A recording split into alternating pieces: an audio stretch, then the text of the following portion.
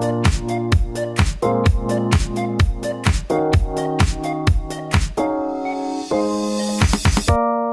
hope you guys like that intro because they changed it up at the last second. How's it going, guys? This is Dave 2D, and this is my review of the Samsung Galaxy Note 5. So every year that goes by, phones are getting bigger, screen sizes are getting bigger, and for the most part, companies just kind of keep up with that trend by making bigger versions of phones.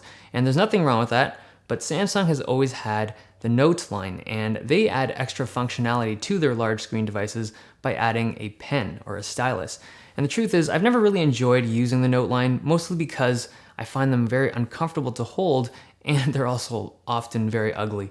But this year, things have changed drastically. I've had mine for a week and a bit, used it heavily with a lot of emphasis on that S Pen. Here are my thoughts. The Note 5 starts at $750 off contract, and in the box we get the phone itself, some pamphlets, a SIM tool, and underneath you get some earbuds, a USB fast charger, and some spare pen tips. The design elements are very similar to the S6 and the S6 Edge.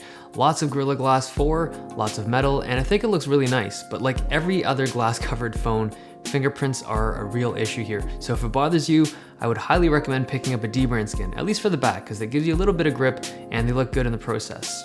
The front has a fingerprint sensing home button here and 2 capacitive buttons. Both of these things work well.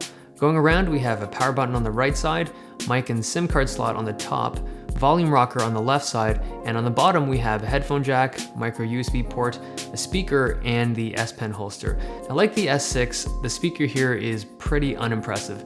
It's a single speaker, reasonably loud, but it sounds tinny and hollow and is projecting downwards, right? So that's never ideal. The S Pen is really well implemented this year. It has a clickable top, which you can use to eject the pen and slide it out, and the mechanical clicker feels really well made, and it's seriously addictive.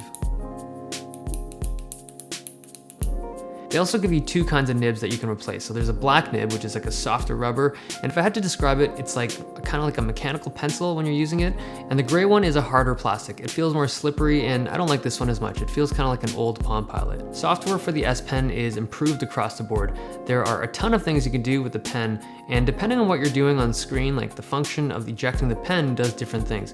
So I tried all of these out pretty extensively, and some of them are really cool, but for the most part, they're very situational, like really situational.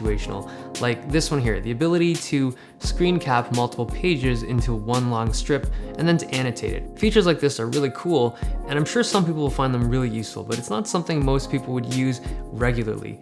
There's also a little bit of UI lag with the S Pen overlay, which is kind of weird when you consider how fast that processor is, and it kind of casts a shadow on the whole S Pen experience because you constantly have to wait a split second before you can scribble stuff down. But there is one really practical and super fast feature, which is the ability to jot down something on the screen immediately after ejecting the pen. So this feels really natural, and it's actually one of the main features that drew me to the phone. I use it a lot, it's fast, it's simple, and it works for almost everything you would normally use a piece of paper for. Okay, my take on the whole pen gate thing, when I first heard about it, I thought, why would you ever put it in backwards? Like, it's super obvious to put it in tip first. But after using it for a week, I can totally see how people can do it by accident, and it's crazy how easily it slides in the wrong way and how little you actually have to slide it in to cause physical damage. I mean, I wish Samsung had designed the pen a little differently. If you put it in backwards even like a couple inches, it gets caught in a tiny little lever and it'll break the lever and sometimes just break the pen, so just don't do it. The TouchWiz UI is relatively light this year. I mean, there's less Samsung sauce covering everything like there has been in previous years, but it's still there and I've never been a fan of it. I know some people love it. It's not buggy or anything, but I just prefer the look of stock much more. So I go with the material design theme on their theme store.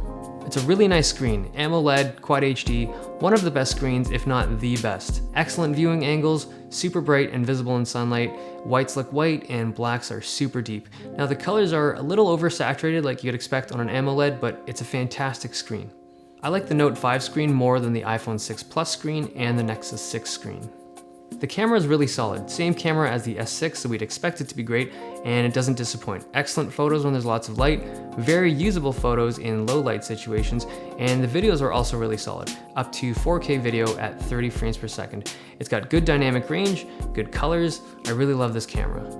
Performance is super fast. Games run really well, apps run well, and the UI is just really snappy. But as I mentioned before, there is a little lag with some of the S Pen UI, but aside from that, I never experienced any noticeable slowdowns. The battery life is really good. I'd consider it a comfortable all-day battery. Screen on time was usually like 4.5 hours, and on days with really heavy use, I would have about 10-15% left at night. So when you're done for the day, turn off the lights and charge it wirelessly. Okay, recap of the Galaxy Note 5. It's got a 5.7-inch AMOLED display, really wonderful screen, one of the best in the business. A fast fingerprint reader with 2 capacitive buttons, a 5-megapixel front-facing camera, all covered with Gorilla Glass 4. On the back, we have a 13-megapixel camera that is arguably the best camera on smartphones right now, and a Gorilla Glass 4 back that gets covered in fingerprints. On the inside, we have a 3000 milliamp battery that easily gets you through a full day, an 8-core beast, the Exynos 7420 with 4 gigs of RAM, ridiculously fast aside from that Pen UI, 32 or 64 gigs of non-expandable storage, and also has NFC and wireless charging that supports fast wireless charging if you have the pad for it. Okay, so some closing thoughts. The Note 5 is clearly a top-of-the-line smartphone. Everything about it is like flagship and premium, and it's great, but it comes at a very expensive price. So its value, or whether or not it's worth it, really depends on how much you're gonna make use out of that pen, because really that S Pen is what distinguishes this thing, and it kind of defines the whole product. So if you're an avid pen user and you're coming from previous Notes, go for this thing. It's an amazing device, you're gonna love it. But if you're not, I mean, it's a great device even if you don't use the pen, but you're gonna get better value out of other phones if you're not a pen user. So that's the end of this review. Hope you guys liked it. If you did, give me some thumbs. If you loved it, give me some subs. It's been nice, and I'll see you guys next time.